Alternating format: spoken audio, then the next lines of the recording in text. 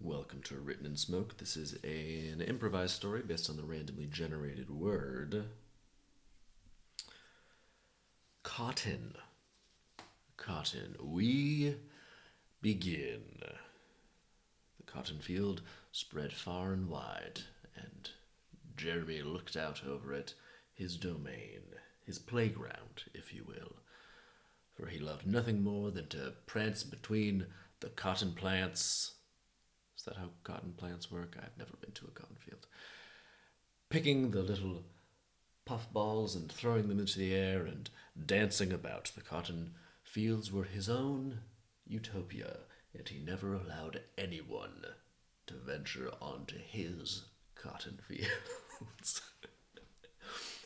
And one morning, Jeremy had a nice aluminum mug of coffee, for he was old fashioned, and let's not say aluminum, let's say tin. He had an old tin cup of coffee, for Jeremy was an old fashioned man himself, and was a man of many simple pleasures. He liked his coffee, he liked his cotton, and he liked his old rocking chair that he put on his stoop alongside his dog, Bertrand.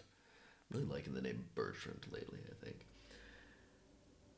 And on one morning, he took his tin cup and sat on his rocking chair and looked out over his cotton fields and dreamed of all the prancing and dancing and tossing of cotton into the air that he would do that day.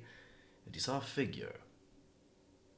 He saw a figure walking through his cotton fields, and he couldn't quite pick it out. It in the summer sun, it had a haze over the horizon that obscured the figure, and it certainly looked like a man. It certainly looked like a man wearing a top hat and perhaps with a beard and perhaps with a cloak, but he couldn't be sure.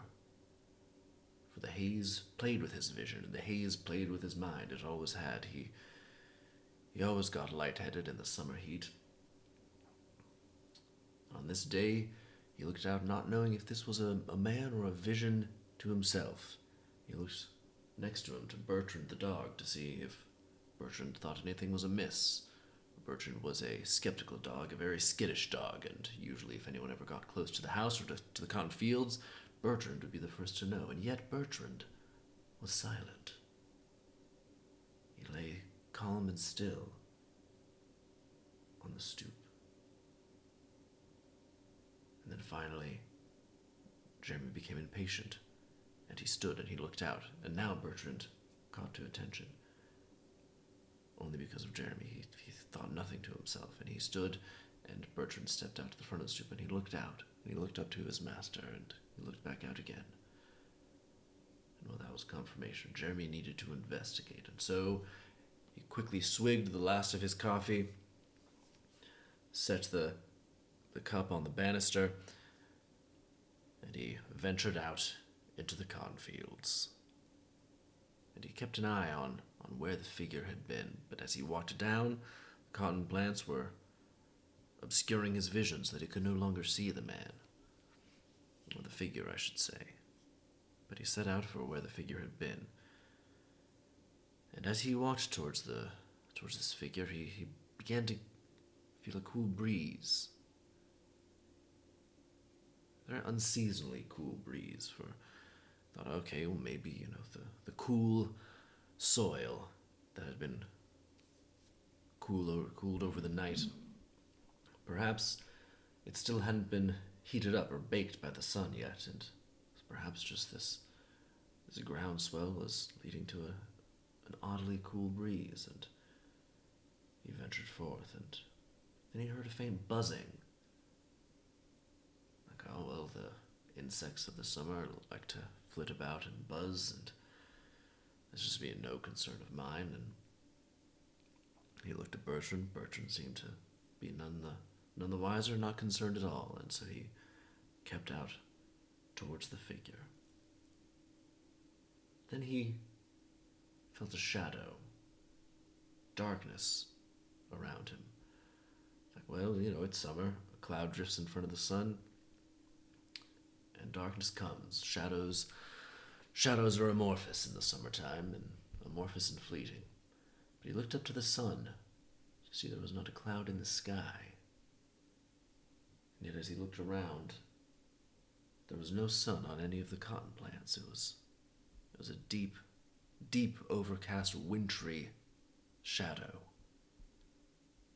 And now he grew concerned, and yet he looked down, and Bertrand still was not at all bothered, not at all concerned in any way. And then he heard the sound. It was a howl, a deep, low howl. Not made of man or beast or insect, not made of the summer or the winds. And it came through him, almost as the cool breeze did. It was that howl that stopped him in his tracks.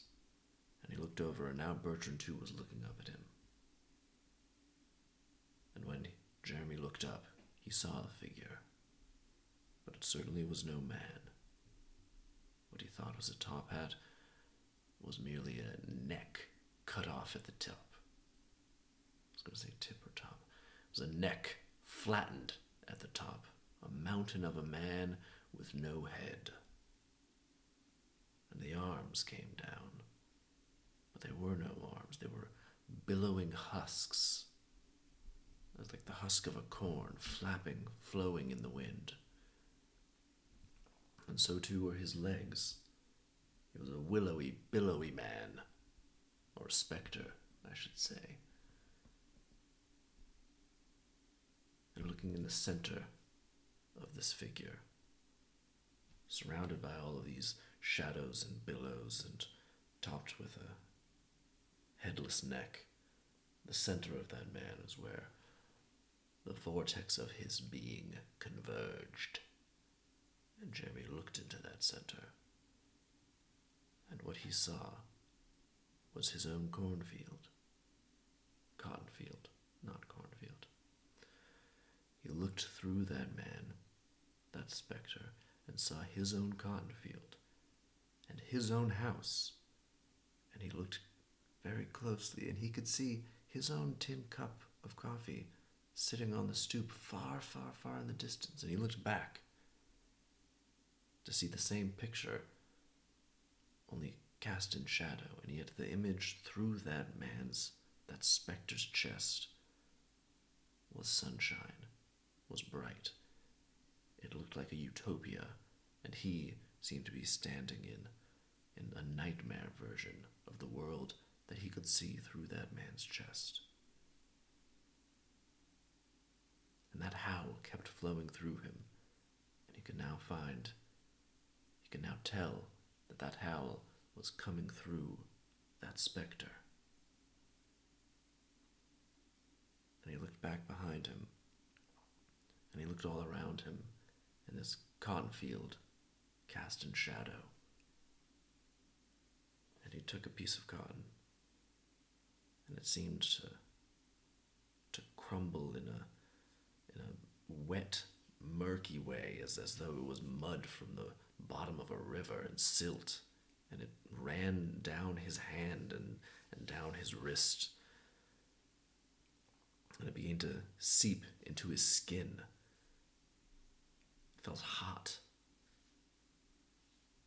It burned, but not a burning that was concerning at all, a burning that felt like life, that felt like vigor.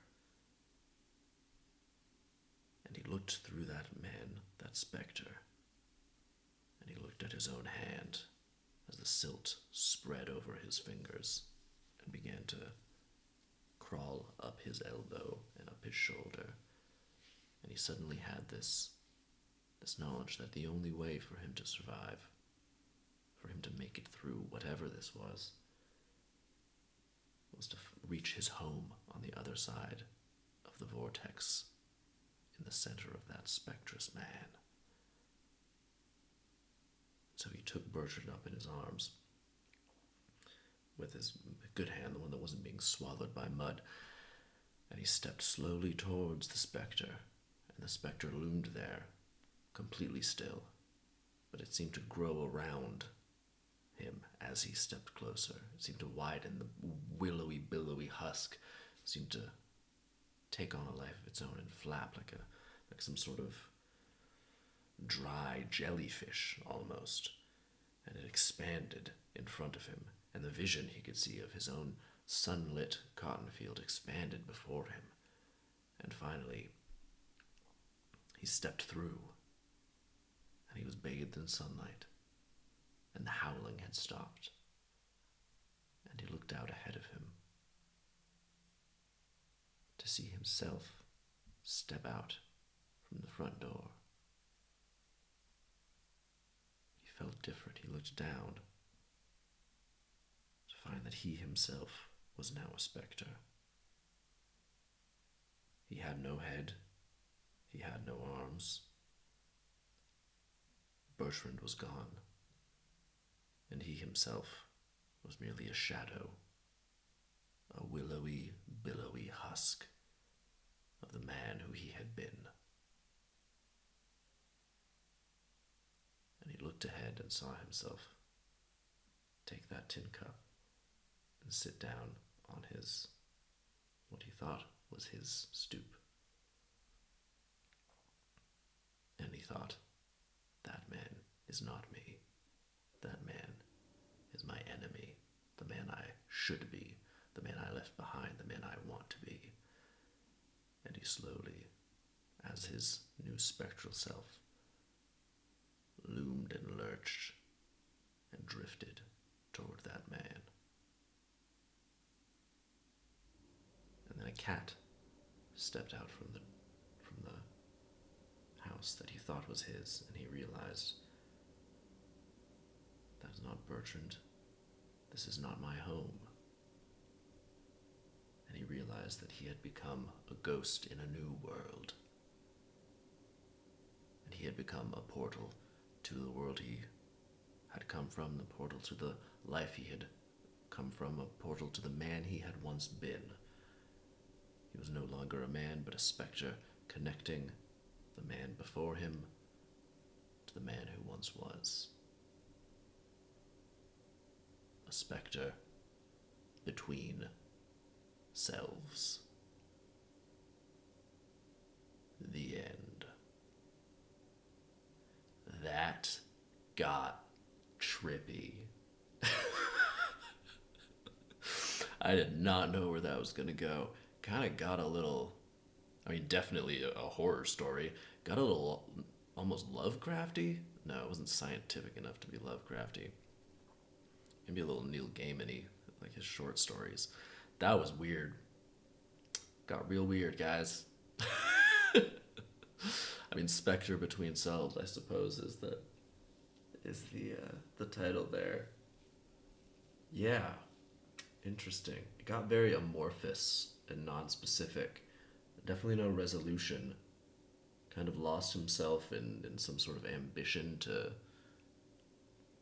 reach what he thought was a better version of his world, but instead was a new world in which he didn't belong or had no home, and so he could only exist in that new world as a specter, as some sort of half-formed monstrous version of himself. I don't know. I could psychoanalyze myself based on, on that one. There we go. Go ahead and like and subscribe if you enjoyed that. And yeah, gonna be doing more. Let's get to it.